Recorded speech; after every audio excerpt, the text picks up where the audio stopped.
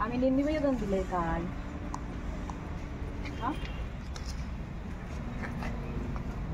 जाऊ दे, नाही जात.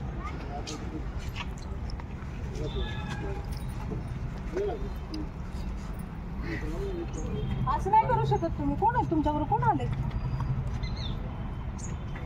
ताई इथं करता येणार नाही आंदोलन.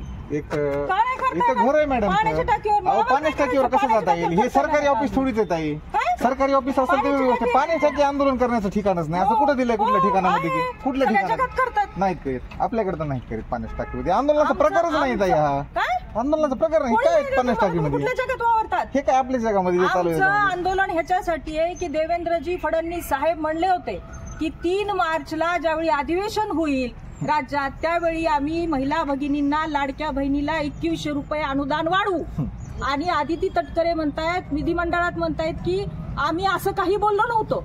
त्यामुळे आमचं असं मत आहे की उद्या 8 मार्च आहे, महिला दिन आहे. एकतर तुम्ही 2100 रुपये सरसकट लाडक्या बहिणीला अनुदान करा, नाहीतर तुमच्या खुर्च्या खाली करा. असं ठीक आहे ना. ते आंदोलनाचा जो प्रकार आहे ना तुम्हाला करायचा ते वेगळ्या प्रकारे करा ना तुम्ही.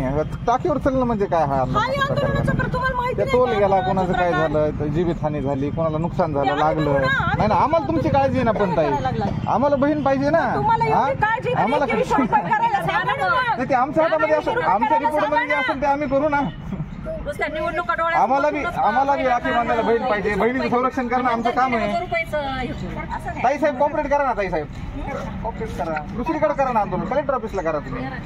कलेक्टर ऑफिसला करून दमून गेलो आम्ही. हे त्यांचं घर आहे ना. वैयक्तिक घरामध्ये आंदोलन करणं योग्य नाही ताई. घर कुणाचं? घर आहे ना अंधारे मॅडम. आतमध्ये आपण प्रिमायसिस घराच आहे ना.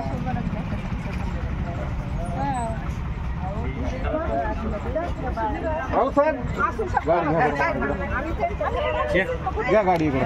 मॅडमला त्यांना बोलवा. भीती दाखवायला लागल्या. सरसकट 2100 रुपये अनुदान करा, नाहीतर खुर्च्या खाली करा. लाडक्या बहिणीला 2100 रुपये सरसकट अनुदान करा, नाहीतर खुर्च्या खाली करा. लाडक्या बहिणीला 2100 रुपये सरसकट अनुदान द्या, नाहीतर खुर्च्या खाली करा. लाडक्या भगिनीला 2100 रुपये